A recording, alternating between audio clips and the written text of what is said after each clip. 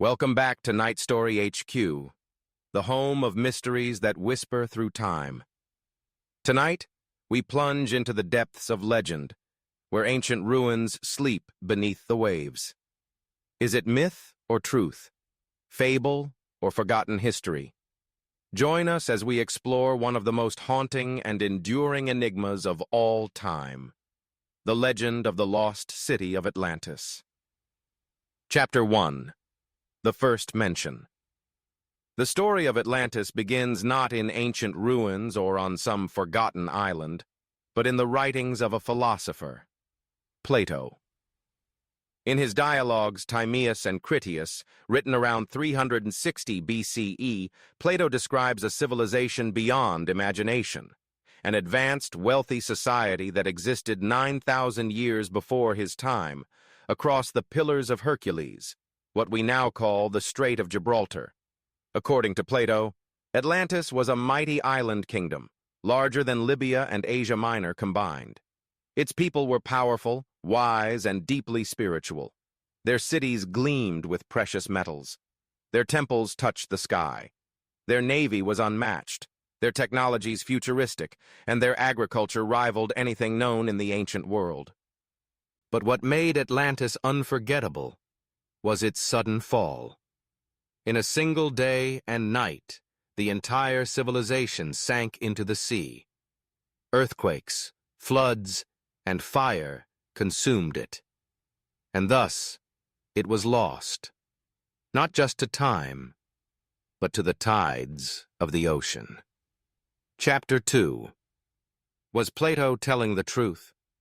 Historians and archaeologists have long debated Plato's intent. Was Atlantis a political allegory? A cautionary tale against arrogance and moral decay? Or was it rooted in fact? Plato claimed the story came from his ancestor Solon, a respected Athenian lawmaker who had traveled to Egypt. There, Egyptian priests supposedly told him of a once great civilization that vanished beneath the waves. Solon passed this story down to his family, and generations later, Plato recorded it. This chain of transmission has fascinated scholars for centuries. Some believe Plato merely used the tale to criticize Athens's political enemies. Others argue that no one would invent such specific geography and structure for a purely fictional place. After all, Atlantis had temples of Poseidon, sacred groves, concentric rings of land and water, and even laws inscribed on metal tablets. It was too vivid, too detailed, to be mere fantasy. Chapter 3. The Rise of the Atlantis Obsession. The legend might have faded like so many myths if not for one thing: it felt plausible. Over the centuries, thinkers, explorers, and adventurers have tried to locate Atlantis. In the 1600s, some speculated it was in the Americas. In the 1800s, authors like Ignatius Donnelly revived interest by suggesting Atlantis was the cradle of all ancient civilizations: Egypt, Mesopotamia, even Mesoamerica. According to Donnelly, the similarities between pyramids in Egypt and those in the New World weren't coincidence. They were evidence of a shared ancestor, Atlantis. He believed its survivors spread across the globe after the catastrophe, seeding the world with knowledge and myths. Others linked Atlantis to the biblical flood, the myth of Noah, or the destruction of Sodom and Gomorrah. The search moved beyond books. Divers began exploring the Mediterranean, the Caribbean, even Antarctica, seeking ruins beneath the waves. Chapter 4. Possible Locations. Over the years, dozens of locations have been proposed as the true site of Atlantis. Let's look at the most compelling: Santorini, Thera, Greece. Around 1600 BCE, a volcanic eruption devastated the island of Thera, wiping out the Minoan civilization and causing massive tsunamis. This event aligns eerily with Plato's timeline and description of sudden destruction. Could the Minoans be the real Atlanteans? The Azores. Situated in the Atlantic Ocean, these islands lie near the area Plato described.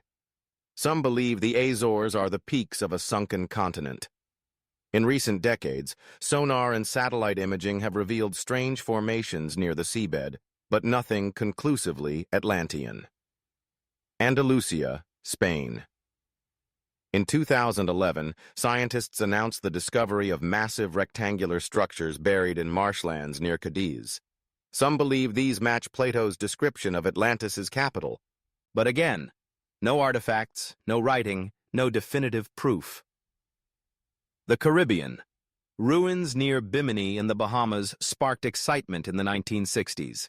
Known as the Bimini Road, a series of large, flat stones stretch along the seabed.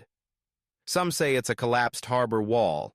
Others believe it's a natural formation.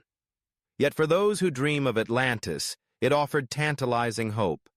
Each theory has its believers and skeptics, and none, so far, has yielded conclusive evidence. Chapter 5. Atlantis in Culture and Imagination. Despite its elusive nature, Atlantis has anchored itself deeply in human culture. From novels and films to video games and spiritual movements, it remains a symbol of lost wisdom, forgotten grandeur, and the tragic consequences of hubris. In literature, Jules Verne, H.P. Lovecraft, and countless fantasy writers have explored the ruins of Atlantis.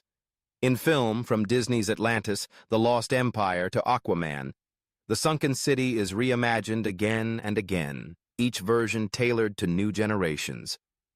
Esoteric groups like Theosophists believe the Atlanteans had psychic powers and spiritual technologies that humanity has long forgotten. New Age thinkers consider Atlantis to be a metaphor for an ancient golden age, a time when humanity lived in harmony with the cosmos. Even conspiracy theorists and alien researchers weave Atlantis into tales of extraterrestrial contact, ancient astronauts, and lost nuclear technology.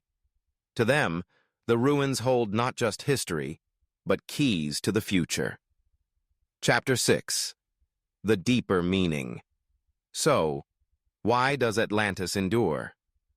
Perhaps it's not just a tale of a city, but a mirror held up to ourselves.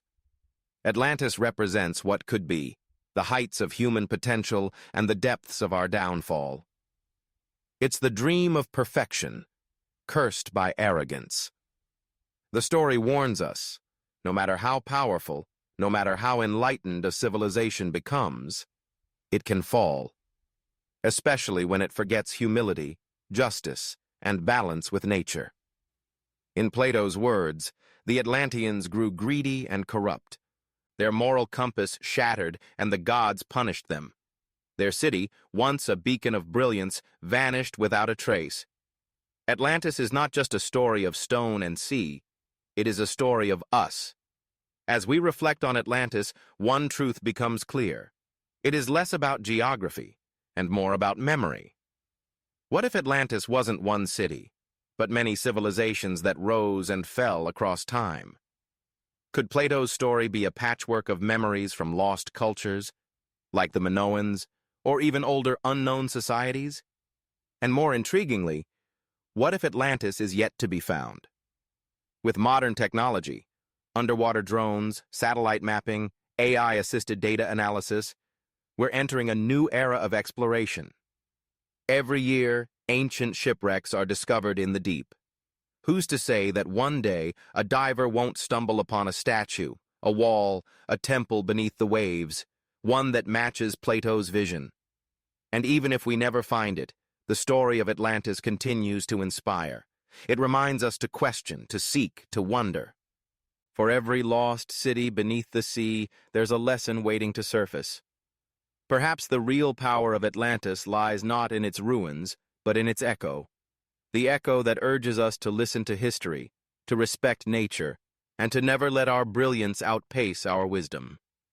Thank you for joining NightStoryHQ on this dive into the lost world of Atlantis. Whether myth or memory, it stirs something deep within us, a longing for wonder, for answers, for ancient truths buried by time. If you enjoyed this journey, don't forget to like, subscribe, and share. Drop your theories in the comments. Do you believe Atlantis was real? Or is it just a beautiful illusion? Until next time, stay curious, stay awake, and remember, some legends never drown. They wait beneath the surface. Good night, from Night Story HQ.